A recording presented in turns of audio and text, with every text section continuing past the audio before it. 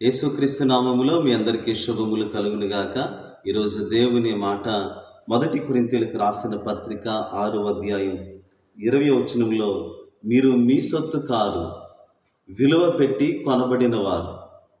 మనము మన సొత్తు కాదు, మనం యేసుక్రీస్తు స్వరక్తము ద్వారా ఆయనకు సొత్తుగా సంపాదించుకొనబడినటువంటి ప్రజలు.